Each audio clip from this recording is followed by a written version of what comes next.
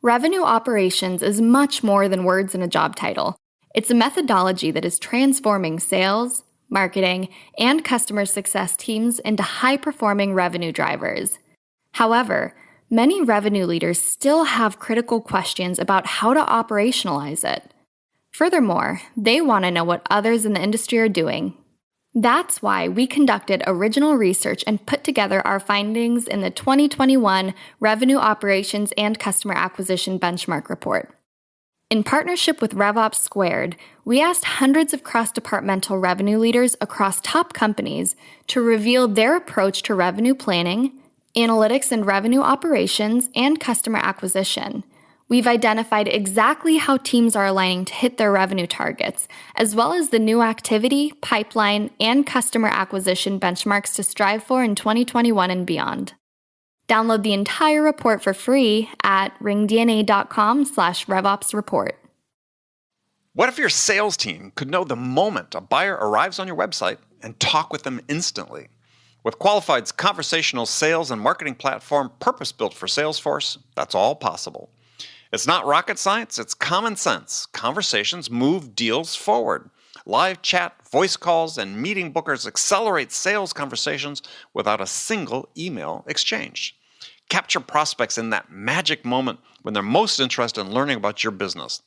Head on over to qualified.com to chat with their team and learn more.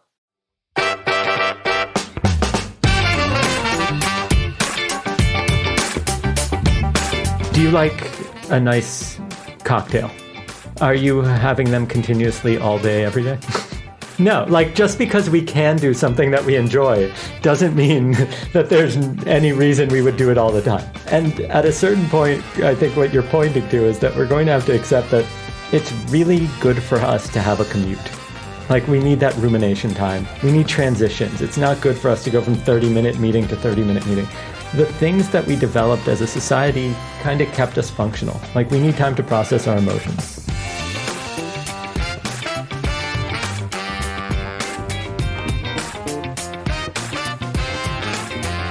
Hi, friends.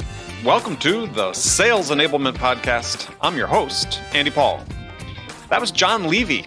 Jon's the founder and host of Influencers. He's a behavioral scientist, consultant, and author specializing in connection, trust, and influence. All very favorite topics of mine. And is the author of a very interesting new book titled You're Invited, The Art and Science of Cultivating Influence.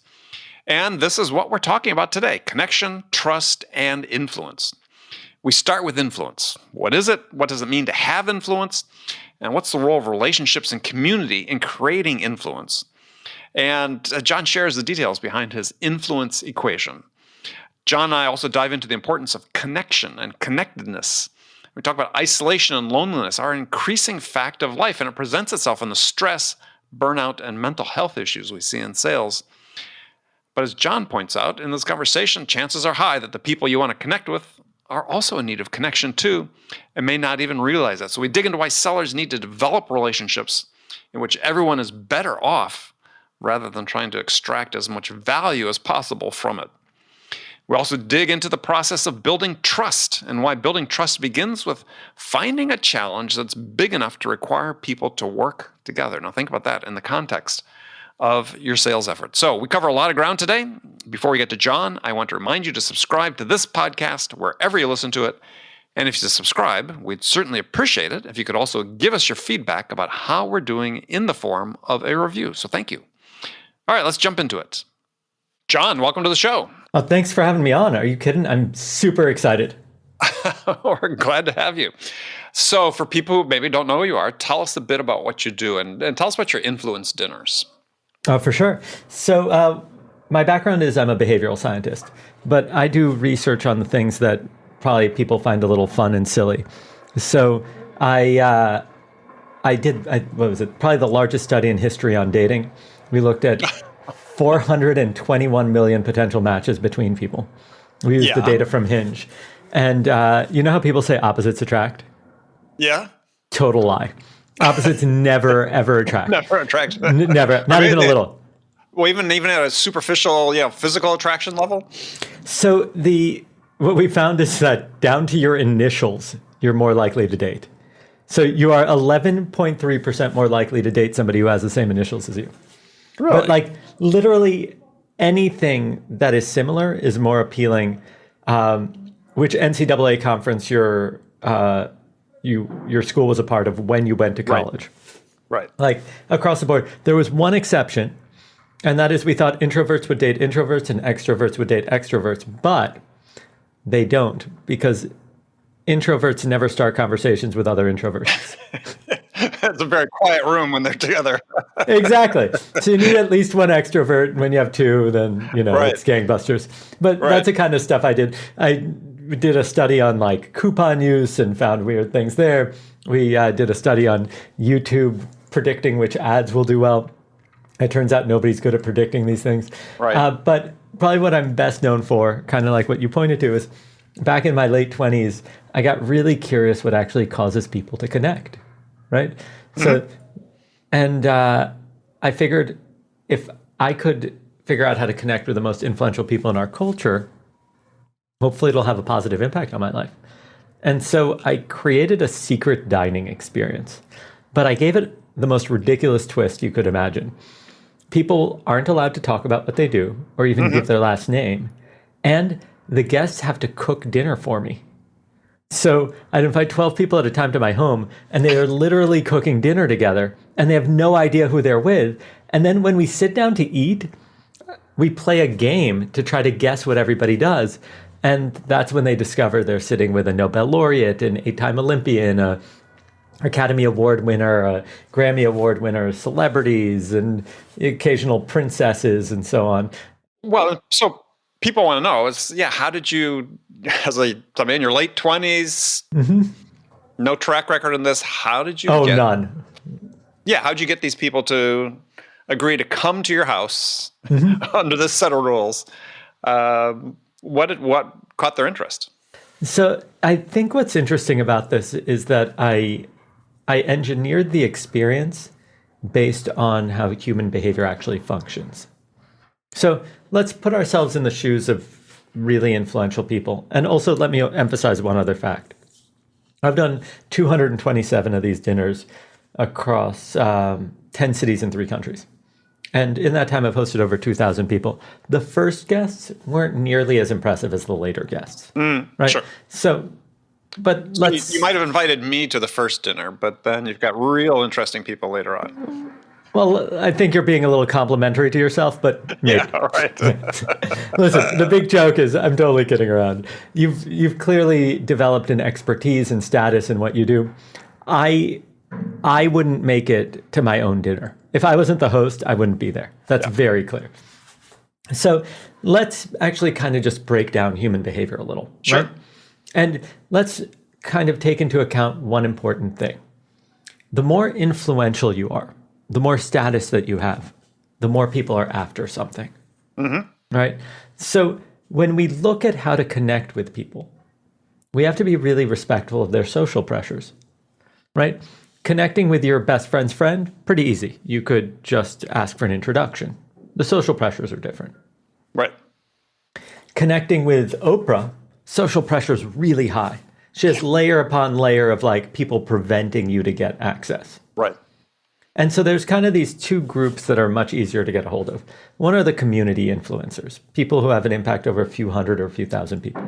That's like a reverend, a martial arts master, or an up-and-coming musician. The level up from there are industry leaders, people who have an impact on their industry through their thought leadership, their position, or their previous success.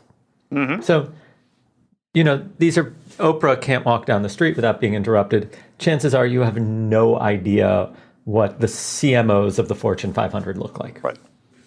So, but these people are constantly being bothered for basically 5 things.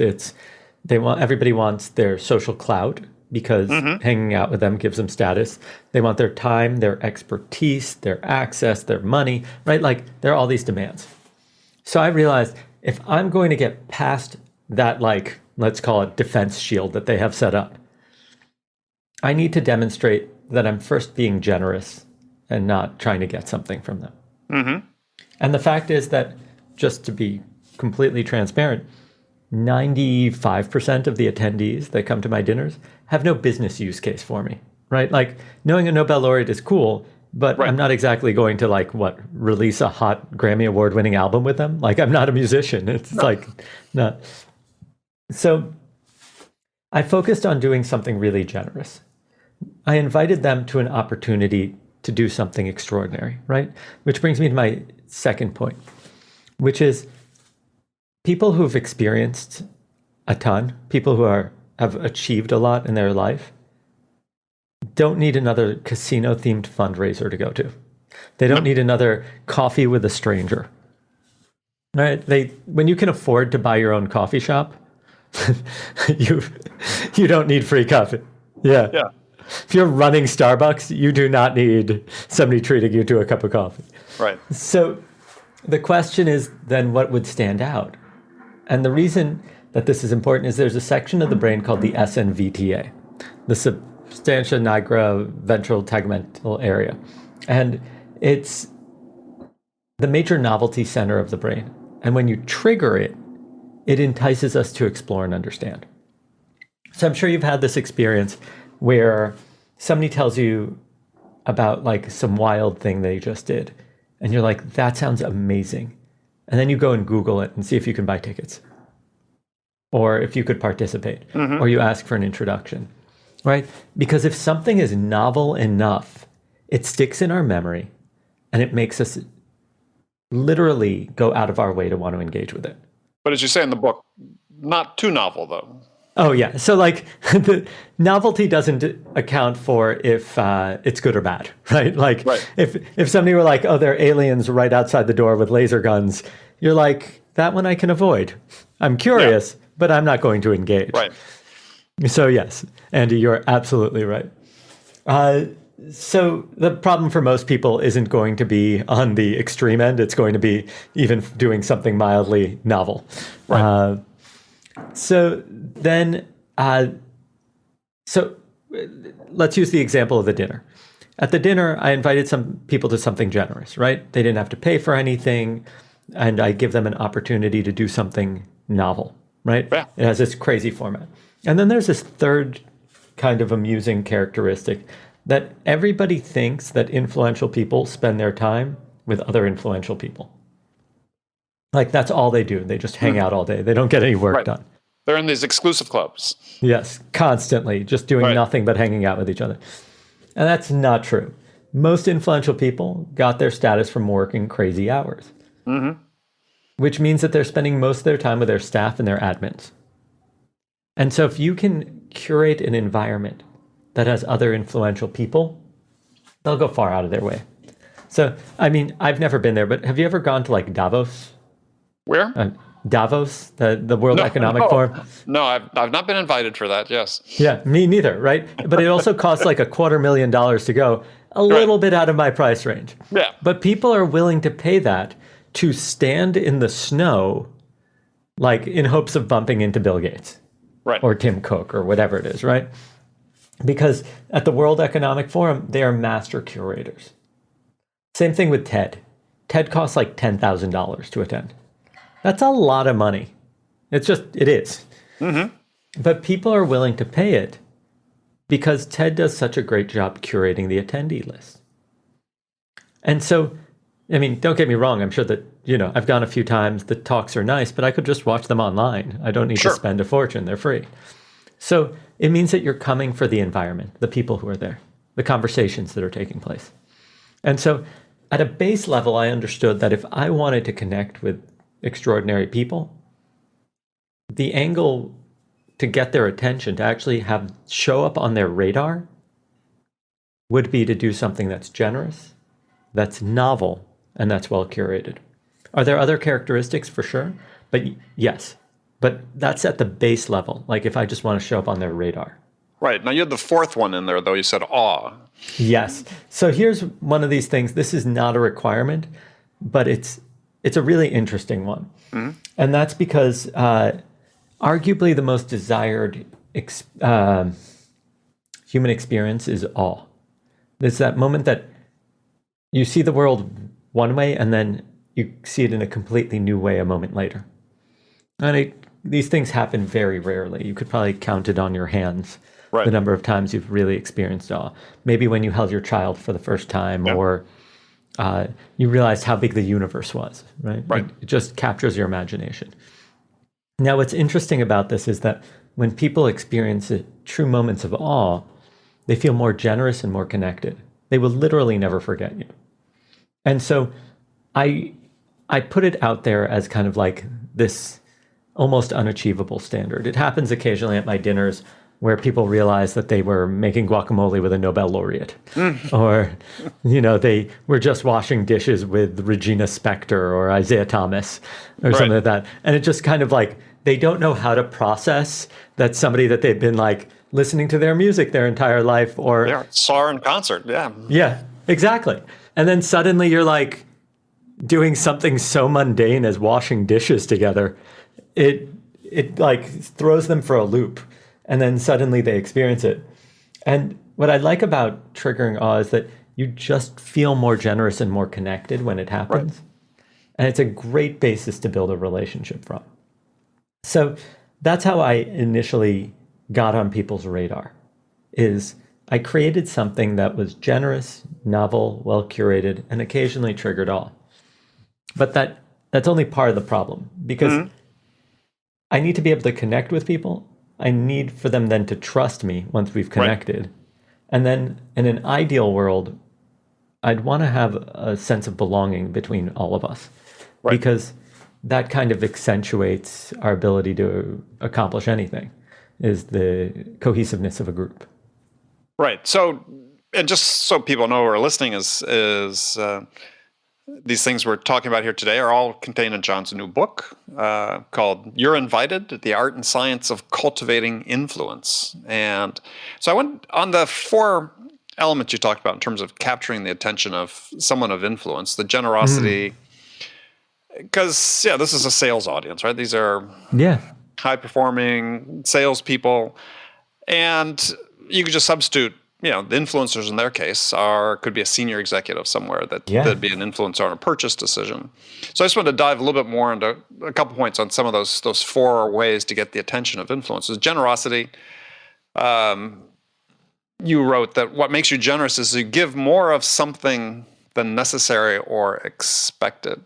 I thought that was a great way of describing it. Because oftentimes you don't think about it in sales, people don't think in terms of generosity. I do. I'm actually using that term in a book I'm writing now, because, this whole thing, you reference Adam Grant and the whole thing about givers and takers, and I love that book, is that, and you relate the story about givers being, there are people that give freely and give too much, and then people that give, I call it givers with an agenda, which is okay, right?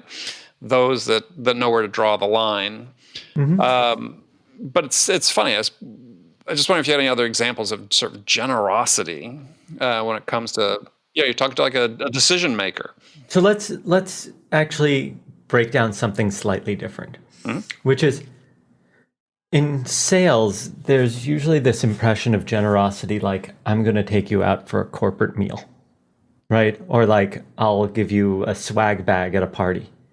Yeah, we'll play golf. Yeah. Right. Now, most gifts aren't actually going to work, because most people don't want more stuff, and we don't want it to feel transactional, right? We don't want it to feel like networking, because the emotional association to networking is that we feel dirty. Yeah. We want to remember that human beings connect over interests, activities, and culture. So the potential to connect over a game of golf is actually much greater, I would argue, than over what's it called? Over dinner or something. Yeah, precisely. Yeah. And now here's what I would say in terms of generous is that if the golf game is just the two of you, that's totally fine. If you can really build a relationship and that's your personality. And if it's also at the scale, that's good for you, because there's really no relationship between introversion, extroversion, and sales success. No. I think there's actually some research that suggests that the introverts are better at making more trusted relationships or something like that. Yeah, yes, there is that. They're more likely to ask questions, than pitch. Yeah. Right. So I think that when I say generous, I mean, if we're going to give somebody an experience, give an experience for the things that they actually care about, right? And what we tend to do is, instead of doing that, we tend to just try to buy the relationship. I'm not going to speak on, I'm speaking in general in our society. Yeah, no, but you're right. And that just won't work very well. There's an element that I talk about in terms of building trust called the Ikea Effect. Mm-hmm. It turns out that people disproportionately care about their Ikea furniture because they had to assemble it. Right. And so anything we put effort into, we care about disproportionately. So if we're going to be generous about something, like I'm going to invite you to something, I'd want an activity that actually causes us to put in joint effort. So, for example, if both of us are on the same team, it's probably even better if we're competing against each other on a golf course. Mm-hmm. Because then we're putting in joint effort into each other rather than against each other. Now, we can have healthy competition, and that's still better than just interviewing one another across a dinner table. But you could go on a hike, you could go do a painting class, you can do all these things that are going to be more novel or more interesting. One of the most interesting things I've recently come across, there's an investor in Silicon Valley who started a children's activity program. And the way it works is they'll invite all the kids of the most successful Silicon Valley investors and their parents. And then they hire professional soccer players to play with the kids. So now the parents are on the sidelines. They have no social obligations to their kids. So now they're bonding with each other. And now they have direct access over a novel activity that stands out as completely different. And now they've built up status within the community as being this central hub for deals. And this is what I love about it. Is that kind of expensive? Yes, we can find a much less expensive version of that. But the person realized, here's a underserved group, which is the families, right? All these people have familial obligations, so they're not going to make time for me. Right. Instead, I'm going to produce a novel, generous, well-curated experience, and I'm going to make the activity actually for the family, not for the investor, so that the investor is free to talk to me. I thought it was so brilliant. Well, yeah, it sounds very brilliant. So the question, though, becomes, because I was, think about this and reading your book, because I think you're right on this, but it's if you're an account executive and you're trying to get in touch with the CMO of a Fortune 500 company to sell them your software, let's say. Sure. I know people listening to this, the first thing they're thinking is, well, and you'll take an extreme example, I can't invite the CMO to an art class, or to, go out and paint pottery or something. Mm-hmm. But I think you would say that that's exactly the type of thing you should do. Oh, I would absolutely say that. And here's why. First of all, if you're the CMO of a Fortune 500 company, you got there because you were at least somewhat decent at relationships. Yep. Right? These roles are so competitive. If you didn't have respect and got status and all that. So the people who are at that level totally get how to play the game. And they know that relationships matter. And if you have a reputation of bringing together interesting people, you could literally be like, we're sweeping the sidewalks of my block, and they'll show up to that. Right? like, listen, if you have the right curated room, just like Davos, people will go to the least appealing place in the world to do that. Right. And the perfect example is listen, go dig a well for charity water. Those people have been able to pull the wealthiest people and most successful industry leaders to go to countries that are at risk, right? To go see their investments come to life. And so my first thing would be, yes, you can absolutely do that. Second, there's actually probably no better time than now to do it. And the reason I say that is that we are so isolated and so bored of all of the digital events that are currently going on that if you can do something even mildly novel where they get to meet someone new in a friendly context, they would absolutely sign up for that. Yeah. Because right now, do you know, you correct me if I'm wrong, but like this has been my experience with all the pitches I get. I get invited to some like 800-person WebEx to hear some speaker give a less good version of their TED Talk that comes in less clear, and then I'm isolated on the tail end, and nobody cares if I die in keel over. Right? Like basically, right. Like it's completely absurd. Right. And so what happened was when everything went digital because of COVID, then they said, okay, we're going to take our in-person programming and put it online. And that sucks because that's not what human beings actually want. If you really look at the science of what has people show up to an event, go interview people. They'll say, yes, it's to be entertained and enlightened, right? So they're either going to see like a soccer match or whatever, a concert, or enlightened, like I want to learn something. Right. But that doesn't carry the day. And the proof is that when you then push it just a little, well, you know, I like being around people, the energy and the environment. I could watch a basketball game at home or I could go courtside. Mm-hmm. The experience is completely different. In one, when I scream and shout, people hear me. I have an effect on the environment. I have influence. I don't mean influence like I can shift the economy. I mean influence around like what's going on around me. And I have the potential to connect with people or at least feel like I'm part of a group. Right? When you're in the stadium shouting and screaming at your team, you feel like you're part of something. And so when everything moved digital, we lost all of that. Right. And so if you're going to produce a digital event, the first thing is realize that you need to design it around the participants so that they feel the potential to connect and the feeling of influence. So when we run events... Well, before you move on, so you said connected and feeling of influence. So how are you defining influence on that? That you matter. So that could be as simple as I'm answering a poll question, or I can speak, or something I do has an impact on the environment. Mm-hmm. Otherwise, what I'm going to do is, since we seek out this experience of being able to impact our environment, I'm either going to do that or I'm going to start washing my dishes or answering emails. Right. And then you've lost me. Well, a question for you, because this comes up, and you're the perfect person, I think, to answer this, is there's sort of this counter cohort of people in our sort of sales environment who have said, look, let's look at the messages of what's happened over the last 12 months. And, you know, really, I don't think that this connection with the potential buyer is really that important anymore. I mean, they're really busy, and you know, they don't really want to talk to salespeople, and they'd rather much do this thing on, you know, this whole buying process all on their own, and they just don't have the time. And my belief is, well, that's just complete BS, right?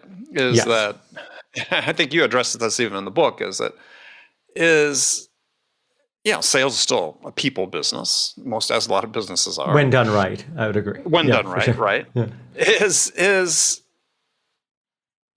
People want this connection. I think you make the comment in the book is, even though it may not be evident on the outside, is people are really wanting this connection. And there's a sense, and I think you talk about some of this data, I know Scott Galloway wrote about it in one of his recent newsletters, is that millennials, and this is nothing about the generation itself, it's just given how they've been socialized and grown up, is they are feeling disconnected to such a large extent through the technologies we use and the lack of friends. I think you addressed specifically, and Galloway addressed it in his newsletter, is we have this generation that's isolated, and people are sort of taking the wrong lesson from this and saying, yeah, let's keep isolated, as opposed to, these people really want connection.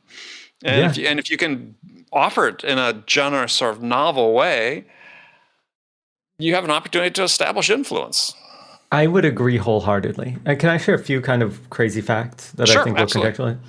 So when you look at the greatest predictors of human longevity, it's not, drinking kombucha and eating kale. Could you tell my wife that, please? The biggest two by far, after genetics, which we can't currently control, are number 2 is strong social ties, so having close friends, maybe family. And number 1 is social integration, feeling like you're part of a community. Now, this is super fascinating just on its own. But when you take into account the decline of friendships in America, it's terrifying. In 1985, the average American had just about 3 friends besides family. By 2004, 19 years later, we were down to just about 2. This is before social media. It can't be blamed for this. At this point, we had, it was mostly because people were moving away and resetting their social ties, right? So like you move to a new job and you have no friends. And so this means that we are desperate for people to connect with, like we just are. Mm-hmm. And there's this impression that salespeople have, at least I think, that they're bothering people or nobody wants to talk to them. And it seems really easy to just put another Facebook ad and optimize it and all that kind of stuff. Right. But when you actually look at the science of decision making, most of it happens on an other than conscious level. It's an emotional relationship to something. And human beings are wired for human connection. We're not like certain species that can, like, I don't know, squid or whatever it is, that can just live on their own. We survive because of our ability to connect and work together. And when we're isolated, we feel lonely, and loneliness feels like the health impact is on par with smoking a pack a day of cigarettes. Right. So to speak specifically to this idea of, do they want to talk to me or not? The answer is they absolutely do. But we need to understand what trust is made out of, I would say, to understand what kind of relationship they actually want. Right. And so most researchers agree that trust is made out of 3 things: competence, your ability to do something; honesty, your truthfulness; and benevolence, you have people's best interests at heart. Now, competence, like, let's say, Andy, we're having a conversation and I misquote a study. You probably wouldn't go, Jon is incompetent, I can't trust him. You'd probably say, he's had a long day, he got confused, and in general, he's really solid, right? But if you found out that somebody lied to you, you'd probably begin to doubt the things that they said. Right. So a breach in honesty is a bigger deal than a breach in competence, right? But there's a kind of loophole, which is if the two of us are walking down the street and I say, hey, Andy, do you mind if we stop by my friend's house really quick? I want to pick up something I left there. And you say, yeah, sure, no problem. And we enter. And then 40 of your closest friends jump out and scream, surprise! It would be super weird if you turned to me and said, Jon, you just lied to me. I can't trust you anymore. Right? Like, that's super strange. I do that in the movies, by the way, but yes. Yeah. And the reason is that I did it for benevolent reasons. So it turns out that we value benevolence above honesty and honesty above competence. Now, what's interesting about this is 2 things. One is common practice in sales: lead with competence. The company has 99.9% uptime and blah, blah, blah, and great. And then you try to demonstrate that you're honest, but you never really think about the benevolent side. Now, when you think about it, what you actually want to do is lead with benevolence and then demonstrate honesty and competence, because benevolence is the part we value the most. And if you look at the most trusted jobs in our society, the most trusted are nurses and doctors, right? People who have fundamentally benevolent jobs, right? Nobody becomes a doctor because, for the most part, to make tons of money these days. You don't. You do it because you care about people. And at the very bottom are car salesmen, because in American society, we view them as completely non-benevolent and dishonest. Right. But if we're honest about things, I do want to be sold. I want to know that I'm getting the best of whatever it is that's an option. But that means that I need to feel like it's done through benevolence. We don't want to be sold when we feel like it's just serving the salesperson. Yeah, and that's, I always look at trust from a sales perspective as 4 things that really serve your things parsed a little differently, which is, and I have a little acronym just to help me remember it. Ooh, teach, please. I want to learn this. And so it's are your motivations transparent? This is part of benevolence, right? Are you transparent about why you're there, why you're trying to help somebody? Integrity, though integrity is both honesty and congruence, meaning, do your actions align with your words so people can trust that? Competence, and then execution, meaning can you live up to the commitments that you make? So acronym being MICE, but can you trust the mice? But it's very similar to yours, so we don't have the benevolences. But I think the motivations sort of overlie with that. But it's people want trust before competence, absolutely. And I think the motivations feeling and the trouble in sales, and the reasons I started the motivations part was that similar to a car salesman, let's say even a business-to-business salesperson says, I'm really here to help you solve this problem. And then 3 weeks later, it's the last week of the month. If I give you a 10% discount, will you sign today? And suddenly your motivations become very evident. They weren't what you talked about before. So I'm in full agreement. I think the interesting thing is then how do we do this? Or let me rephrase. The approach that I discuss in the book is really about producing a long-term opportunity for people to continuously connect with you. And I think that that's part of where the benevolence and really kicks in, because currently, if I'm a salesperson, every time I reach out to somebody, they think I'm trying to sell them something, and then they kind of probably get tired at a certain point of getting my messages or start ignoring it.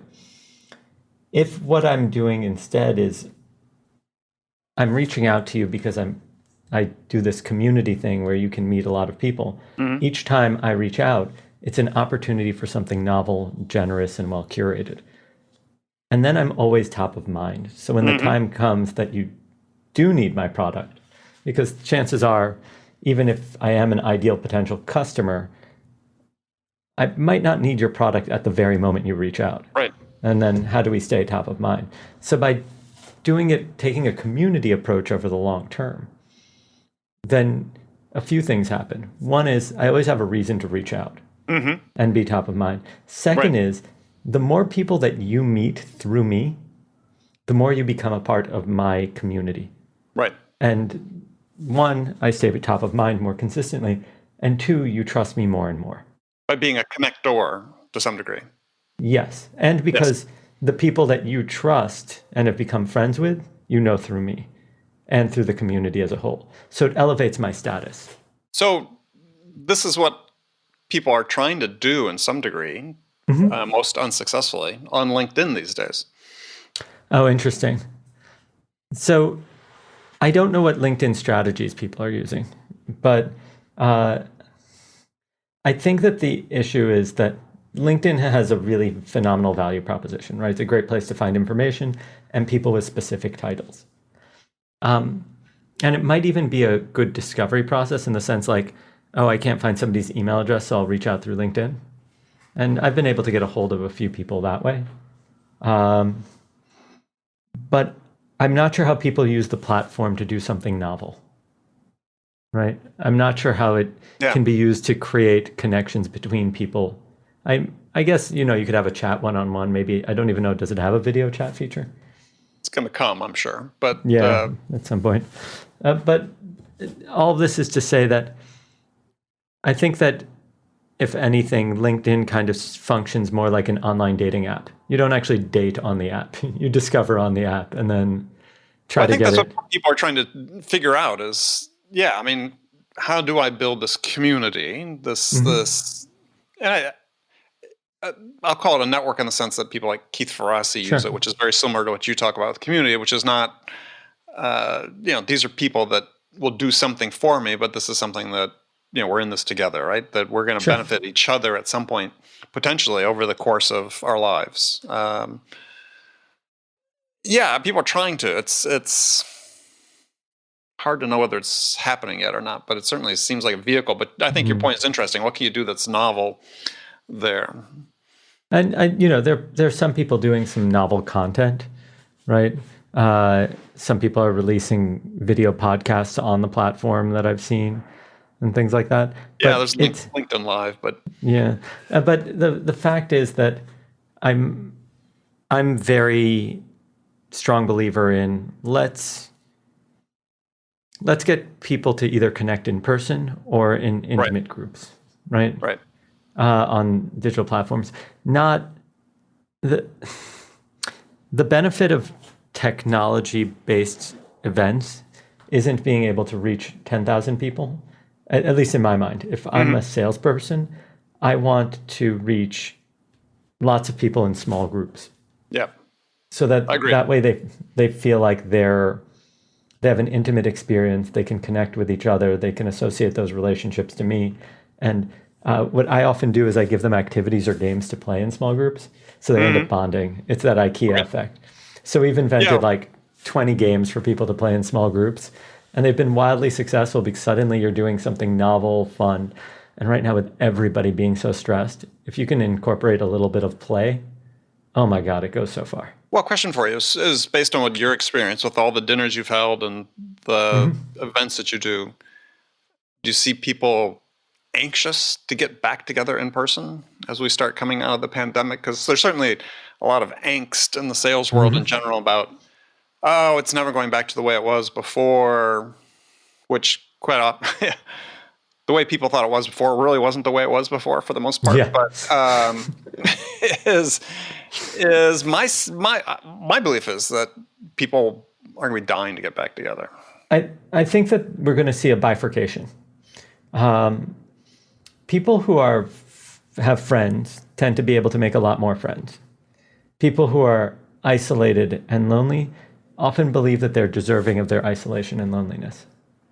So I'm concerned that if people don't go back to the office, then we're going to have a whole subsection of society that limits their social contact and becomes more isolated and more lonely.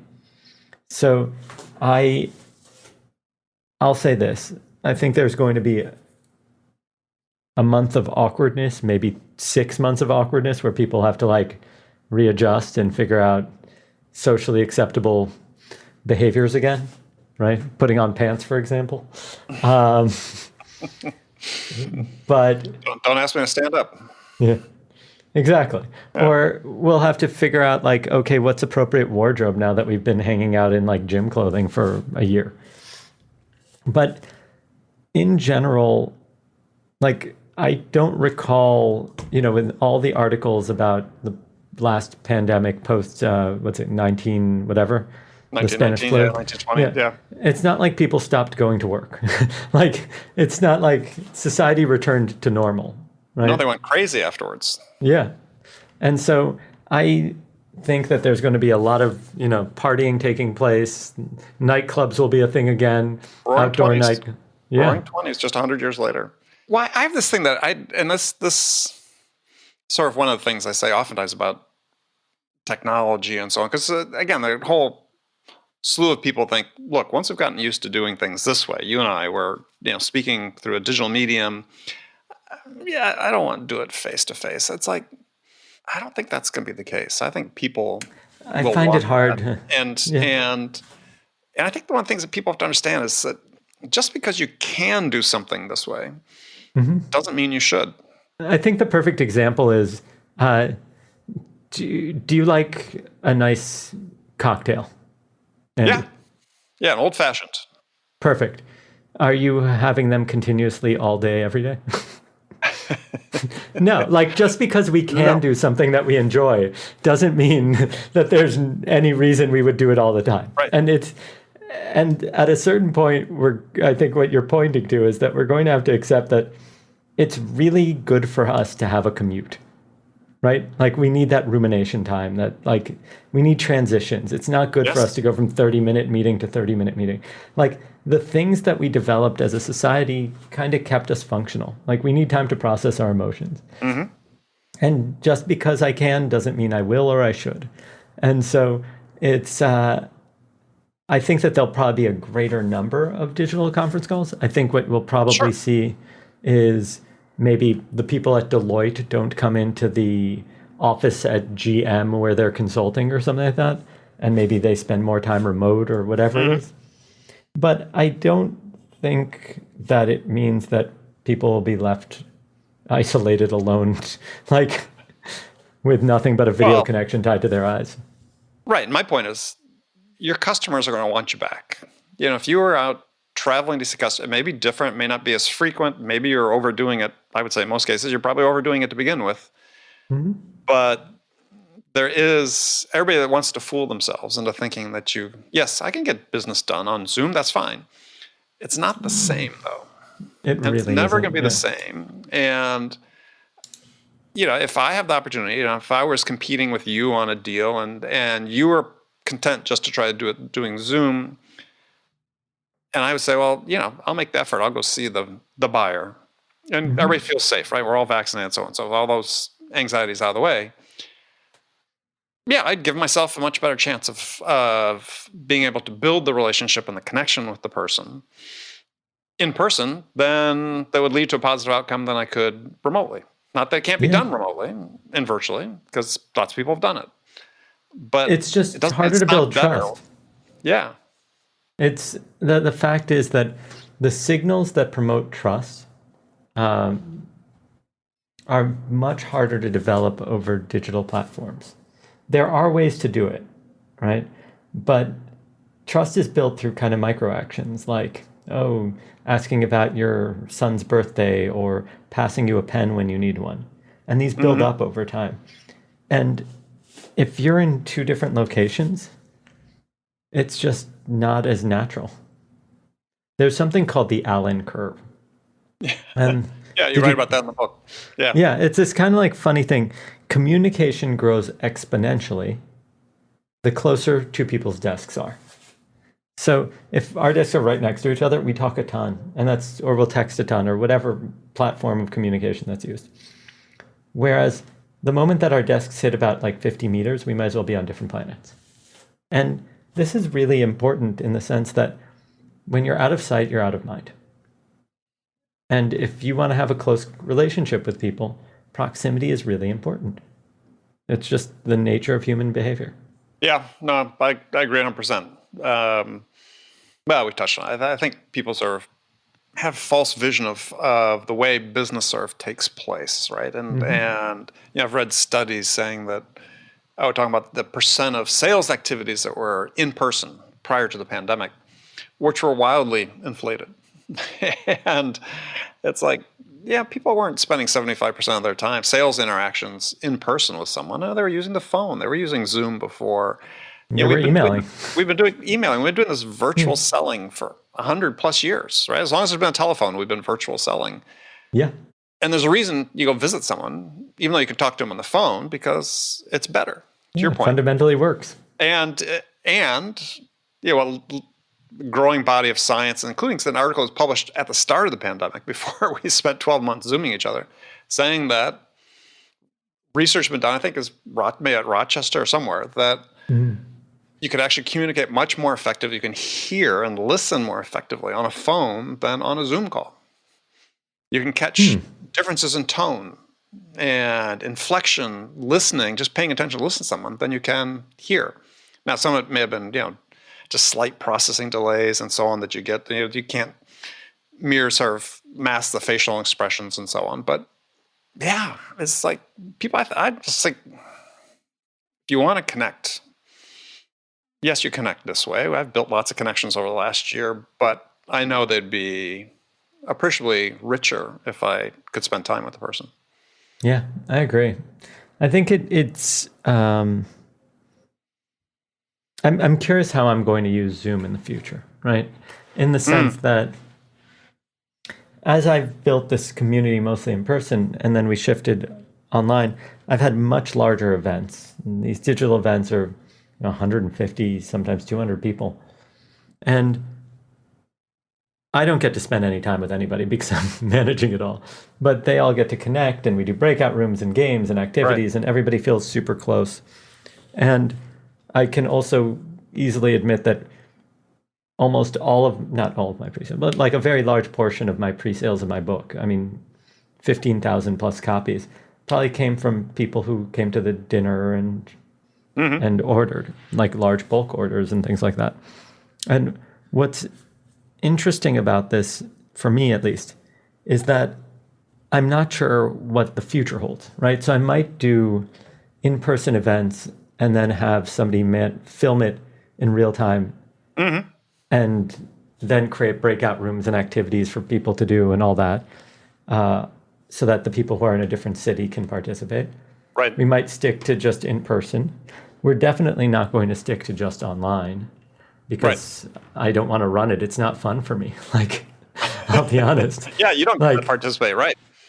So like I enjoy running these events because I get to hang out with my friends or people I admire, whatever it is. So I'm curious what will end up landing on. But there's, I was spending a week a month traveling New York, LA, San Francisco, Seattle, back to New York to run dinners in all those places. And it was exhausting, but I loved those relationships. Yeah. And I can't imagine trying to create those kinds of relationships over Zoom. I would have to re-engineer something so extraordinary to be able to get close to it. And I don't think I'm really good at it. And I don't think I'm that good. Well, I think I have high hopes that you'll be back in person on that stuff. So, oh yeah, the demand that I've been getting for people asking me to do stuff is been unbelievable. Yeah, literally, like I could literally invite people to stand on a street corner with me, to do whatever, and they'll show up. And well, invite me next time I'm in New York. I'll come hang out in the street corner with you. Sold. Absolutely sold. Andy, you are more than welcome to, and I'd be more than happy to buy whatever you're selling. All right. Please know. All right, Jon, for people that want to learn more about your book, which is just going to be coming out here shortly, Amazon, I presume? Oh, yeah, everywhere. So it's out with HarperCollins, May 11th, 2021, in case you're listening to this a few months later. And it's sold at Amazon, Barnes & Noble, Books A Million, like literally any place that you can find books. There's an audio version, and the only thing we're missing is like a comic book version. So if you're an animator and want to go for it.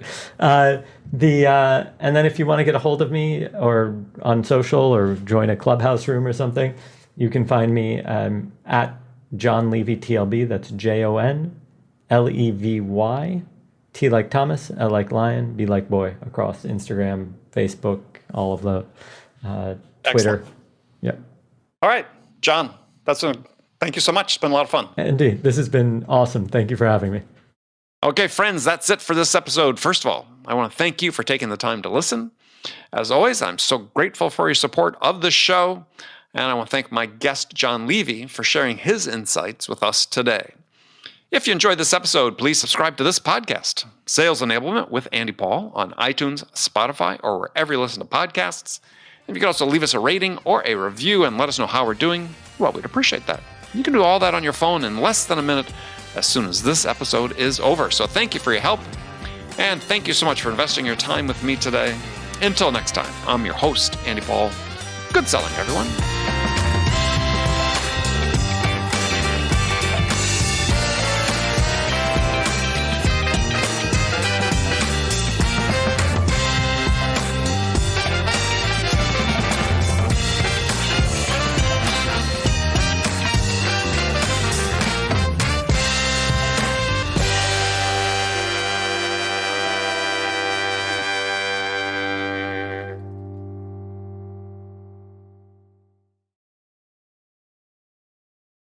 Hi, friends. I have something really exciting to share with you. We're launching a new podcast called the RevOps Podcast as part of the Ring DNA podcast family. Today's leading B2B companies are embracing revenue operations as the answer to misaligned people, processes, and data that lead to recurring sales inefficiencies. However, many people still have critical questions about RevOps. What processes and tools do I need? How do I structure my team? How do I measure outcomes across sales, marketing, and customer success? And what are the best practices for doing that?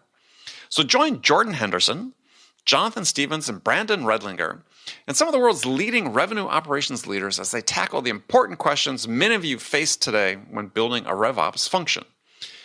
From Ring DNA, the company that transforms sales teams into high-performing revenue drivers, comes a podcast guaranteed to go beneath the surface-level conversations and dive deep into the world of RevOps. Your hosts deliver unfiltered, thought-provoking discussions and actionable takeaways on every episode about the ideas, processes, and technology changing the B2B sales landscape.